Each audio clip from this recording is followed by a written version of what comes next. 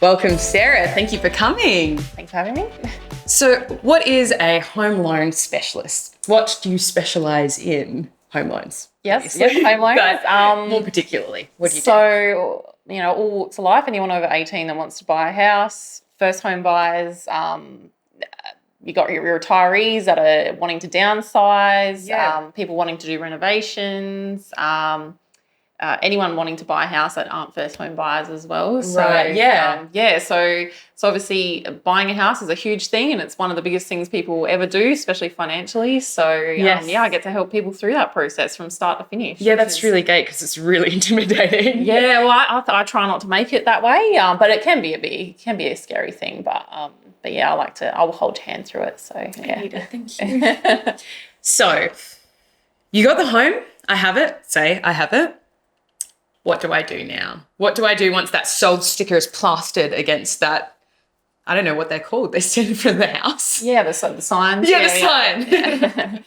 Well, I'll then take your iconic photo in front of it, Of which course. is what you got to do. Yeah. There is a few important things that you do need to do.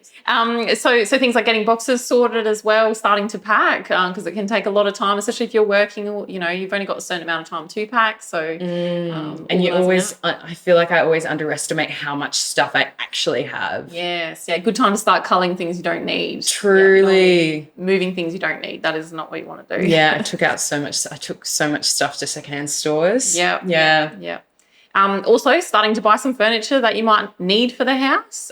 So it's a good thing to get the plans. I know you've probably walked through the house a few times, but it's good to get the actual plans and some measurements. Because things they sometimes don't work out to fit if you just go and buy them. So I would just follow my heart and go into the store and be like, I want this one, and find out it doesn't fit because I didn't check. So also the other thing that you need to consider is home and contents insurance. Right, of course. I heard that you're actually liable from when you actually buy the house is when you start being is that true? Yeah. In most cases it is. It might differ state to state. Okay. But yeah, when you sign that contract and the cooling off period finishes, you are liable for that. So it's always good to put a cover note on there and make sure you've got some coverage there. So it's really important. Yeah, definitely. Yeah, definitely. Okay.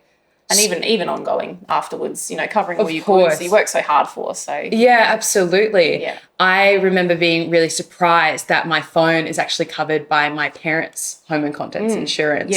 Yeah. What are some interesting things that could be covered under home and contents? Yeah, so every insurer is different on what they will and won't cover, but course. I've found that some of the interesting things are damage done by pets, damage done by guests to your house, Yes. vet bills, indoor plants, your clothes, your bags, I said vet bills. I don't think you have. No. Well, yeah, vet bills, some.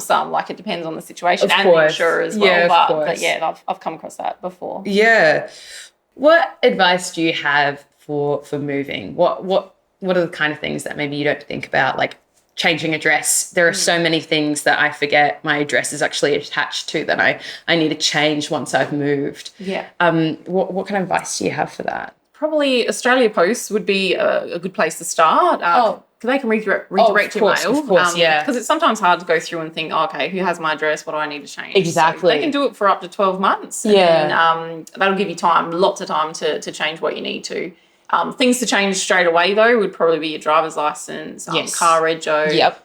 Any regular things that really do are super important that you don't want to miss. Yeah, of course. Yeah, those sort of things. I guess you kind of forget these days because so many things are done via email. Yes. And or online, and you forget that sometimes important information does get sent through the mail. Yeah. So keep in mind that although a lot of places do email, that every now and again they have to send you something in paper. So definitely change all those places, even if they're just email that you usually get. Yeah. And I heard, I think someone told me that the Australia Post can change your address for some of the big. Yeah, so part of their redirection service is you can opt to have them actually change, not all places, but like banks, some utilities, things like that. They can actually go and do it for you. That's so that great. Is definitely helpful. I wasn't sure if that was true or not because it seemed very convenient. It is. Yep.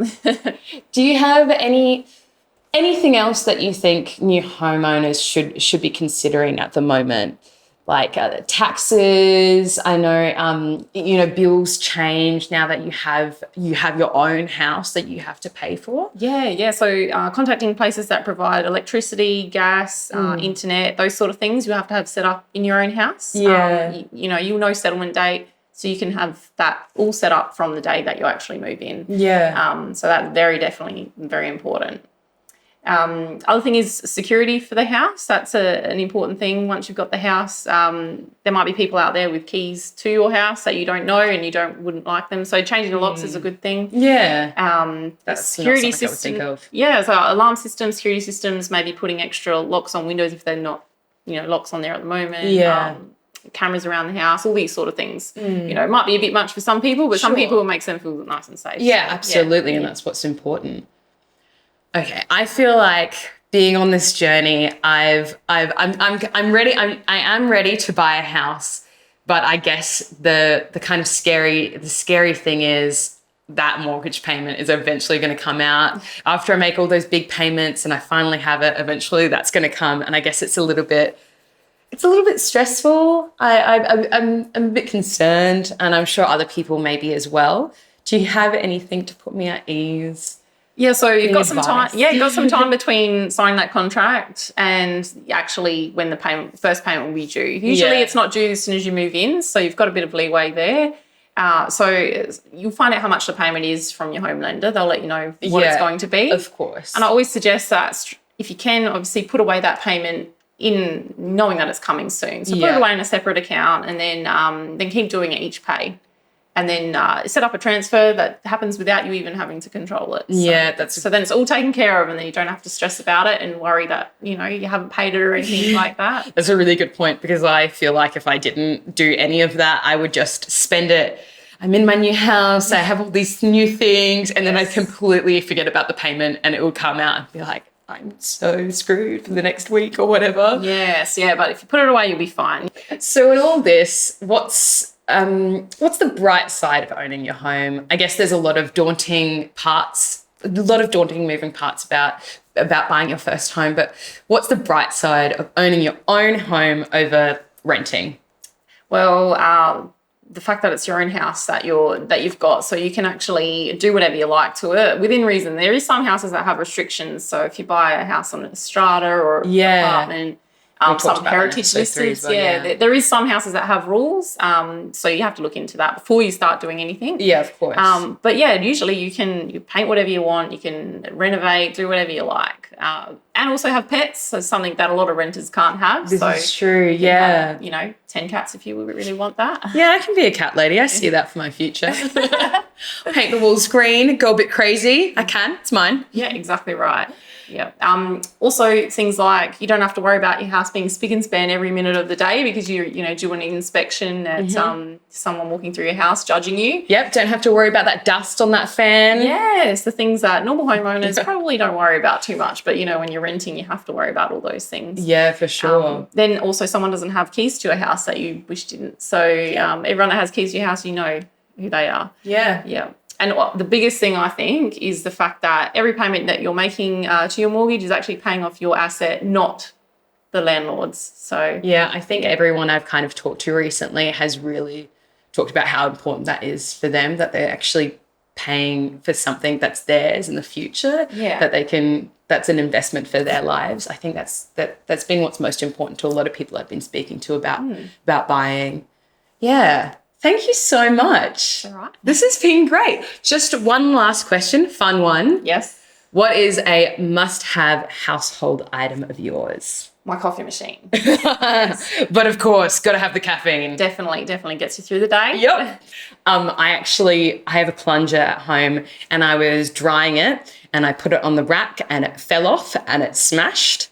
And I looked at it and I went, you know what? I'm going to get a new one right this minute. I cannot go without this. So I just instantly fixed the problem. Definitely top priority. Priority. Thank you again. No worries. So thanks for listening, everyone. For more info about this podcast and for more home buying resources, head to peopleschoice.com.au/first home buyer.